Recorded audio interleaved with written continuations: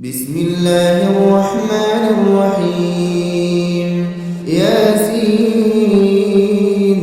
والقرآن الحكيم إنك لمن المرسلين على صراط